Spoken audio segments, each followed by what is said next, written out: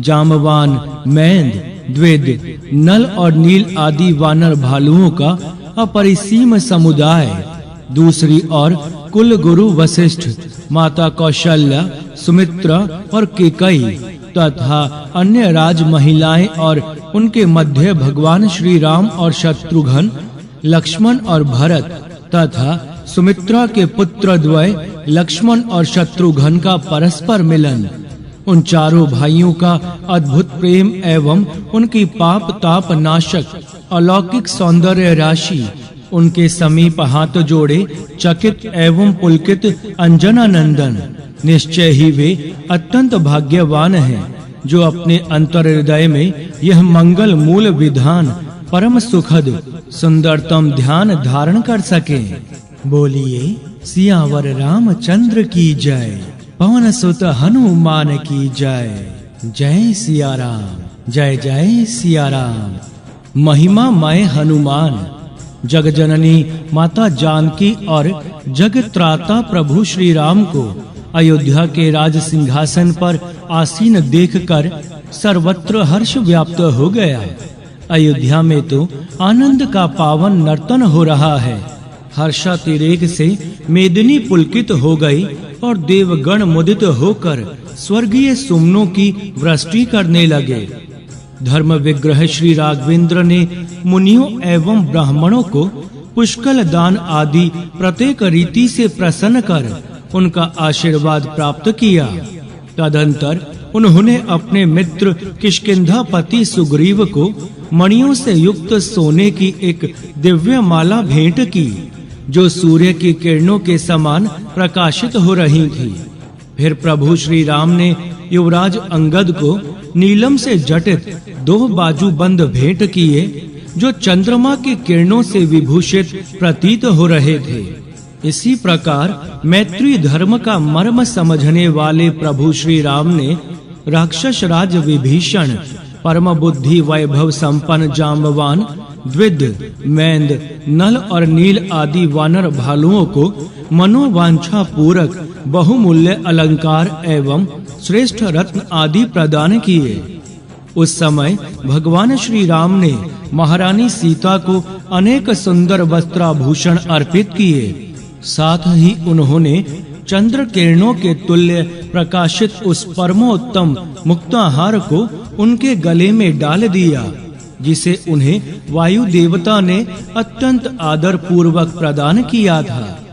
माता सीता ने देखा कि प्रभु ने सबको बहुमूल्य उपहार अत्यंत प्रेम पूर्वक प्रदान किए, किंतु पवन कुमार को अब तक कुछ नहीं मिला और पवन कुमार निरंतर ही श्री सीताराम के चरणाविंद की ओर देख रहे थे। उन्हें त्रैलोक्य की संपूर्ण संपत्ति उन चरणों में समाई दिख रही थी। माता सीता ने प्रभु की ओर देखकर अंजना नंदन को कुछ भेंट देने का विचार किया।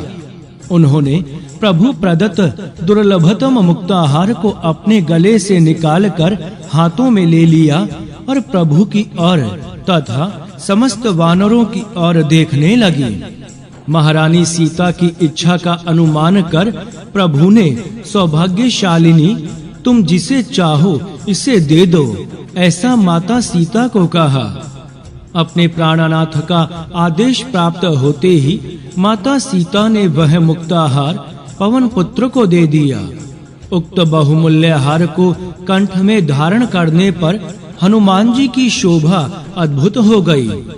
हनुमान जी की भक्ति से तो सभी प्रभावित थे और सभी स्वीकार करते थे कि तेज, घृति, यश, चतुरता, शक्ति, विनय, नीति, पुरुषार्थ, पराक्रम और उत्तम बुद्धि, ये 10 गुण इनमें सदा विद्यमान रहते हैं। अतएव इस बहुमूल्य हार के यथार्थ पात्र हनुमान जी ही थे। किंतु इस हार के देने के बाद श्री रघुनाथ जी ने एक नई लीला प्रारंभ कर दी, जिससे हनुमान जी की अद्भुत महिमा भी प्रकट हुई और उनकी अनन्य भक्ति के सम्मुख सबको नत होना पड़ा। जहां हनुमान जी के उस बहुमूल्य मुक्ताहार को प्राप्त करने के सौभाग्य की प्रशंसा हो रही थी, वहीं श्री हनुमान जी की मुखाकृति पर उसकी प्राप्ति के कारण हर्ष का कोई चिन्ह नहीं दिख रहा था। वे तो सोच रहे थे कि माता जानकी और प्रभु श्री राम मेरी अंजलि में अपने अनंत सुखदायक चरण कमल रख देंगे, किंतु यह मात्र प्रदत्त मुक्ताहार। हनुमान जी ने उस मुक्ताहार को गले से निकाल लिया और उसे उलट-पलट कर देखने लगे। कुछ देर तो वे हार को, उसके प्रकाश विकीर्णकारी एक-एक मुक्ता मणि को ध्यान पूर्वक देखते रहे, किंतु उसमें उनका अभिष्ट प्राप्त नहीं हुआ। उन्होंने सोचा संभवतः इसके भीतर मेरे अभिष्ट श्री सीताराम मिल जाएं। बस उन्होंने एक अनमोल रत्न को मुख में डालकर अपने वज्रतुल्य दांतों से तोड़ डाला, पर उसमें भी कुछ न था। वह तो निरा चमकता हुआ पत्थर ही था। हनुमान जी ने उसे फेंक दिया। यह सारा दृश्य देखकर सबका ध्यान पवन तनय की ओर आकृष्ट हो गया। भगवान श्री राम मन ही मन मुस्कुरा रहे थे और माता जानकी, भरत आदि भाई, राक्षस राज विभीषण, वानर राज सुग्रीव, युवराज अंगद, महाप्रबुद्ध जामवान, निषाद राज, समस्त वानर भालू एवं सभा सदगण यह दृश्य देखकर चकित हो रहे थे। हनुमान जी ने दूसरे रत्न को भी मुख में डालकर फोड़ लिया और उसे भी देखकर फेंक दिया। इस प्रकार वे अनमोल मुक्ता मणि और रत्नों को मुख में डाल कर दांतों से फोड़ते जाते और उसे देख देख कर फेंक देते। सभासदों का धैर्य जाता रहा, पर कोई कुछ बोल ना पा रहा था। काना फूंसी होने लगी। आखिर हनुमान जी हैं तो बंदर ही ना। बंदर को बहुमूल्य हार देने का और क्या परिणाम होता। विभीषण जी ने तो पूछ ही लिया, हनुमान जी, इस हार के एक एक रत्न से विशाल साम्राज्य क्रय किए जा सकते हैं और आप इन्हें तोड़ फोड़ कर नष्ट कर दे रहे हैं।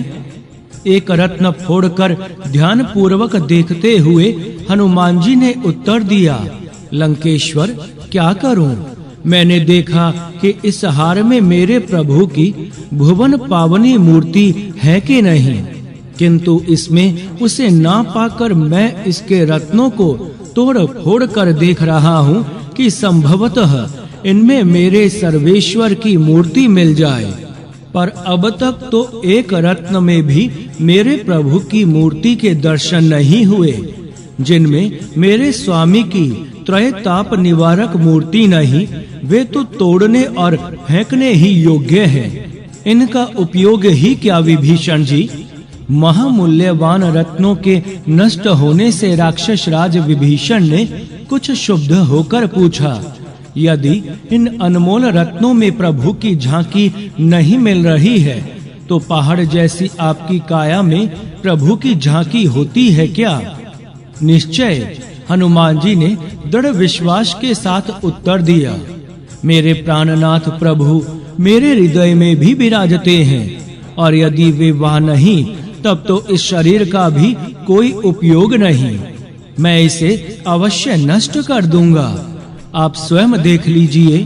कहते हुए भगवान श्री राम के अनन्य चरुणानारागी पवन कुमार हनुमान जी ने दोनों हाथों को अपने वक्ष पर रखा और अपने तीक्ष्णतम नखों से उसे फाड़कर दो भागों में विभक्त कर दिया। आश्चर्य, अत्यंत आश्चर्य। विभीषण जी ने ही नहीं, माँ भगवती सीता सहित भगवान श्री राम एवं समस्त सभासदों ने प्रत्यक्ष देखा। सम्मुख राज सिंहासन पर विराजित श्री सीताराम की पावनतम मंजुल मूर्ति पवन पुत्र हनुमान के हृदय में भी विराज रही थी और उनके रोम रोम से राम नाम की ध्वनि हो रही थी। लंकेश्वर विभीषण उनके चरणों पर गिर पड़े। बोलिए, सियावर रामचंद्र की जय, पवन सुत हनुमान की जय। जय सिया राम, जय जय सिया राम। भक्त राज हनुमान की जय। सभासदों ने जय घोष किया और भगवान श्री राम ने सिंहासन से सहसा उतरकर हनुमान जी को अपने हृदय से लगा लिया। अन्यथा वे अपना सारा शरीर उधेड़ कर रख देते। निखिल भुवन पावन भक्त वत्सल भगवान श्री राम के मंगलमय कर स्पर्श से उनका शरीर पूर्ववत स्वस्थ और सुदृढ़ हो गया। राज्यसभा में सबने हृदय से स्वीकार किया कि हनुमान जी भगवान श्री सीताराम के अनन्य भक्त एवं भारी भयंकर श्री राममय हैं। पवन कुमार को माता जानकी और परम प्रभु श्री राम ही प्राण प्रिय समझते हों। ये श्री सीताराम की ही संपूर्ण ममता एवं स्नेह के केंद्र हों। इतनी ही बात नहीं, इन्हें लक्ष्मण, भरत, शत्रुघ्न, कौशल्या आदि माताएं तथा श्री रामचरणानारागी सभी प्राणाधिक प्यार करते थे। भगवान श्री राम की आज्ञा से वानर राज सुग्रीव जब किष्किंधा के लिए प्रस्थित हुए, तक उन्होंने पवन पुत्र से अतिशय प्रीति पूर्वक कहा, पवन कुमार, तुम पुण्य की राशि हो, जाकर दयाधाम श्री राम जी की सेवा करो। हनुमान जी अतिशय सरल और अन्यतम उदार हनुमान जी ये जीवन मात्र को ही प्रभु के अक्षय सुख शांति निकेतन चरण कमलों में पहुंचाने के लिए व्यग्र रहते हैं। भगवदोन्मुख प्राणियों के अहेतुक सहायक हैं ये। युवराज अंगद ने प्रभु से विदा लेकर किष्किंधा जाते समय हनुमान जी से प्रार्थना की, हे हनुमान जी, मैं तुमसे हाथ जोड़कर कहता हूँ कि प्रभु के चरणों में मेरा अत्यंत आदर पूर्वक प्रणाम करना और उन्हें बार बार मेरा स्मरण दिलाते रहना। प्रभु को उनके चरणों मुख प्राणी का स्मरण दिलाने के लिए तो वे प्रतिफल आतुर रहते हैं। सर्वथा निश्चल अत्यंत सरल हनुमान जी का यही तो स्वभाव है।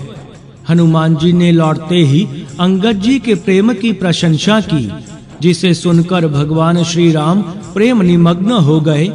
यह देखकर हनुमान जी को अत्यंत आनंद प्राप्त हुआ। इतना ही नहीं, भरत जी, लक्ष्मण जी और शत्रुघ्न जी भगवान श्री राम के चरणों में कुछ निवेदन करना चाहते हैं तो प्रभु के सम्मुख बोल नहीं पाते। वे हनुमान जी का सहारा लेते हैं। हनुमान जी के द्वारा उनके कार्य की सिद्धि होती है। देखिए ना, तीनों भाइयों ने प्रभु के चरणों में प्रणाम किया। वे प्रभु से कुछ पूछना चाहते हैं पर संकोच वश कुछ कह नहीं पाते। हनुमान जी की ओर देखने लगते हैं। अंतर्यामी प्रभु सब जान गए और वे हनुमान जी से पूछते हैं, कहो हनुमान, क्या बात है?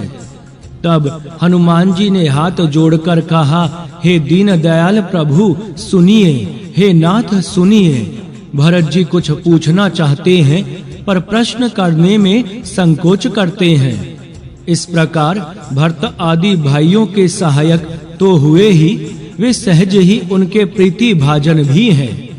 जहाँ भगवान श्री राम के नाम का जप होता है, जहाँ प्रभु के मंगलमय मधुर नाम का कीर्तन होता है, जहाँ करुणा मूर्ति श्री सीताराम की लीला कथा एवं उनका स्मरण चिंतन होता है, वहाँ हनुमान जी सदा उपस्थित रहते हैं।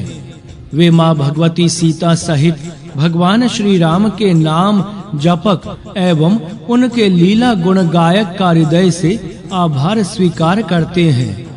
हनुमान जी के तन में, मन में, प्राण में, यहाँ तक कि उनके रोम रोम में व्याप्त निखिल भुवन पावन परम प्रभु ने लीला संवरण कर साकेत पधारते समय उन्हें आदेश प्रदान किया था, हरीश्वर, जब तक संसार में मेरी कथाओं का प्रचार करते रहे, तब तक तुम भी मेरी आज्ञा का पालन करते हुए प्रसन्नता पूर्वक विचरते रहो।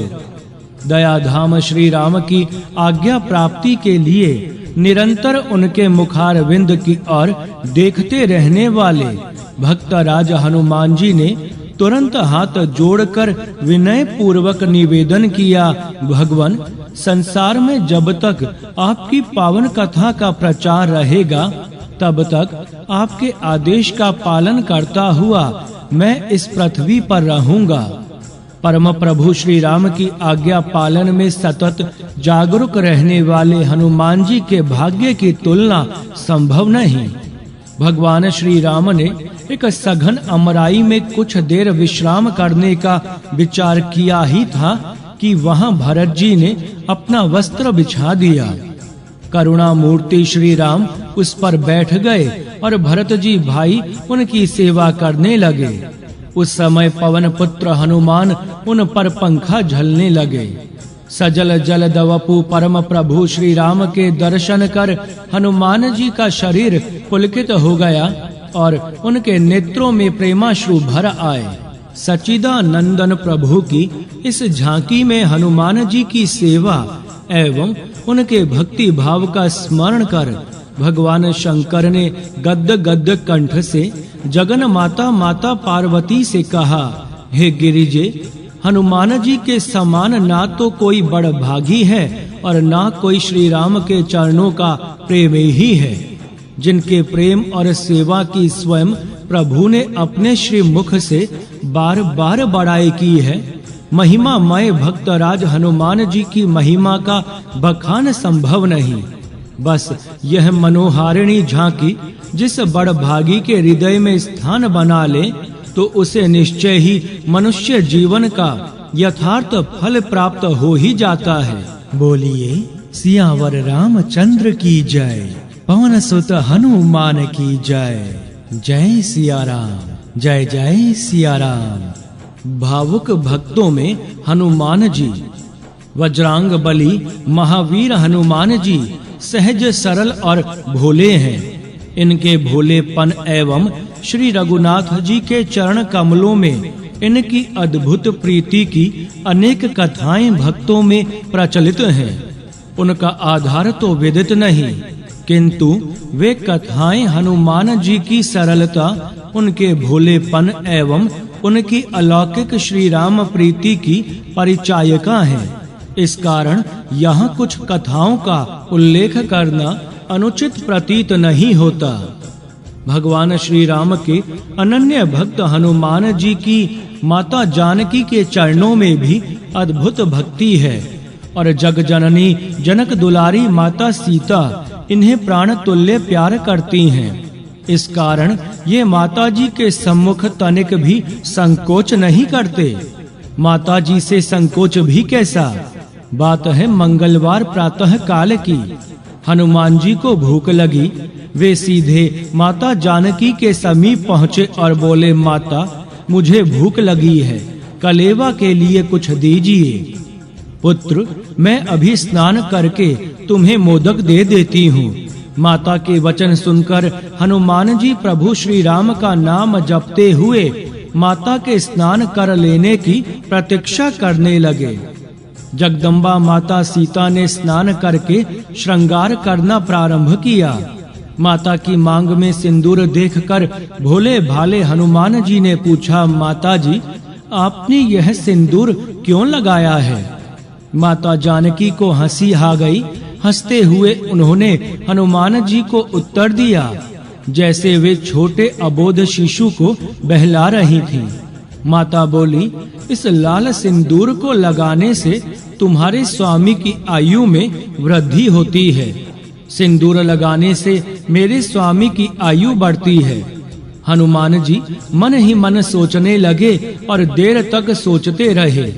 वे सहसा उठे और ढूंढकर सर्वांग में तेल लगाया। तत्पश्चात आपाद मस्तक सिंदूर पोत लिया। सर्वांग सिंदूरा रूप हो गया जैसे उन्होंने सिंदूर में स्नान किया हो।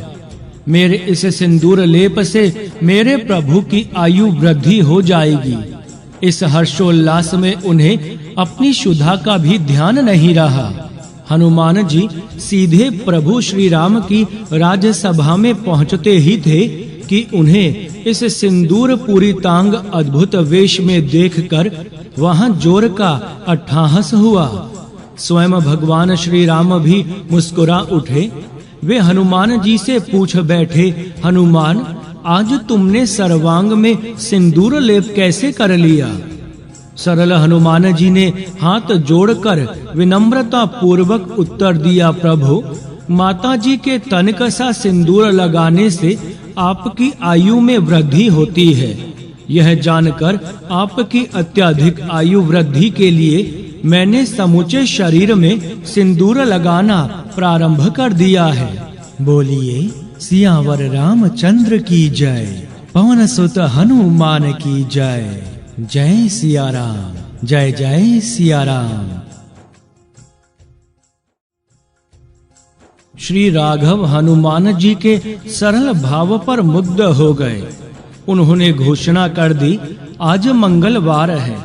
इस दिन जो मेरे अनन्य प्रीति भाजन महावीर हनुमान को तेल और सिंदूर चढ़ाएंगे, उन्हें मेरी प्रसन्नता प्राप्त होगी और उनकी समस्त कामनाओं की पूर्ति हो जाया करेगी। पवनात्मज ने प्रभु के दोनों चरण कमलों को पकड़ लिया। अतुलित बलधाम श्री हनुमान जी विद्या बुद्धि संपन्न तो हैं ही, वे निरंतर भगवान श्री राम की सेवा में ही संलग्न रहना चाहते थे। प्रभु की सेवा में ही उन्हें सुख शांति का अनुभव होता। सेवा के लिए वे प्रति क्षण अवसर देखा करते। प्रभु की कोई आवश्यकता हो तो प्रभु कोई भी आज्ञा प्रदान करें, उनके लिए हनुमान जी सदा सजग, सावधान और तत्पर रहते थे। प्रभु की सेवा के लिए वे पृथ्वी ही नहीं, आकाश और पाताल में भी चले जाने के लिए सदा प्रस्तुत रहते थे। उनकी इसी सेवा व्रति के कारण भरत आदि बंधुओं की बात तो अलग रही, स्वयं जग जननी माता जानकी को भी प्रभु की किसी सेवा का सुयोग प्रायः नहीं मिल पाता। इसी कारण वे सभी उद्विग्न रहा करते। बोलिए सियावर रामचंद्र की जय, पवन सुत हनुमान की जय। जय सिया राम, जय जय सिया राम। सेवा का अवसर। एक दिन की बात है, भरत जी, लक्ष्मण जी और शत्रुघ्न जी तीनों भाई माता जानकी के पास पहुँचे। माता जी ने पूछा, आज तीनों भाई एक साथ कैसे पधारे? भरत जी ने कहा, प्रभु की छोटी से छोटी और बड़ी से बड़ी सेवा हनुमान जी कर लेते हैं। हम लोग चाहते हैं कि कुछ सेवा का अवसर हमें भी मिले, किंतु हनुमान जी सेवा के लिए निरंतर हाथ जोड़े प्रभु के मुखारविंद की ओर ही निहारा करते हैं। इस कारण हमें प्रभु की सेवा का कोई सुयोग नहीं मिल पाता। आपके चरणों में यही निवेदन करने हम लोग यहाँ आए हैं। स्वयं माता जी भी प्रभु की सेवा का सुयोग प्राप्त करने के लिए व्यग्र थीं। उन्होंने तीनों भाइयों से कहा, आप लोगों को भी प्रभु सेवा का सुअवसर प्राप्त होना चाहिए। यह तो मैं भी चाहती हूँ, किंतु हनुमान जी के कारण मैं भी प्रायः प्रभु की सेवा से वंचित रह जाती हूँ। पर किया क्या जाए, आप लोग कोई उपाय बताइए।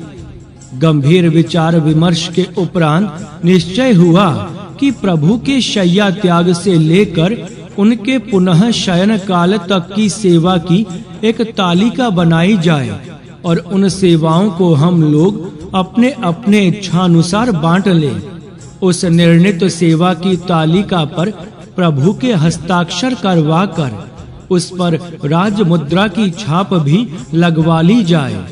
इस प्रकार हनुमान जी स्वतः सेवा निवृत्त हो जाएंगे और हम लोगों को प्रभु की सेवा का अवसर प्राप्त होता रहेगा। तालिका बन गई। अब प्रभु के हस्ताक्षर का प्रश्न था। माता जानकी ने कहा, हस्ताक्षर तो मैं करा लूंगी। बस पूर्ण आश्वस्त होकर तीनों भाई वहां से चले आए।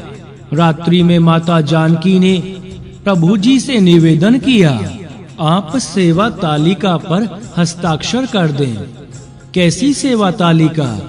प्रभु के प्रश्न पूछने पर माता जानकी ने उत्तर दिया, आपकी सेवा के लिए आपके तीनों भाइयों ने मेरी सहमति से यह तालिका तैयार की है। प्रभु ने ध्यान पूर्वक आधोपांत पूरी तालिका देखी। उसमें हनुमान जी का नाम ना देखकर उन्हें षड्यंत्र का अनुमान तो हुआ, किंतु उन्होंने मुस्कुराते हुए उस पर हस्ताक्षर कर दिया। फिर माता जानकी जी ने निवेदन किया, इस पर राजमुद्रा की छाप लग जानी चाहिए। प्रभु ने कहा, कल राज्यसभा में राजमुद्रा की छाप भी लग जाएगी। दूसरे दिन उस सेवा सूची पर राजमुद्रा की छाप भी लग गई तथा उनकी एक प्रति राज्यसभा में वितरण कर दी गई। भरतादि बंधुओं के साथ माताजी की इस गोष्ठी में निर्णित प्रस्ताव से हनुमान जी सर्वथा अपरिचित थे। वे प्रभु की सेवा के लिए आगे बढ़े ही थे कि उन्हें रोककर कहा गया, आज से प्रभु की सेवा बांट दी गई है, अतएव आप इस सेवा से तो पृथक ही रहें। सेवा वितरण कार्य कब हुआ?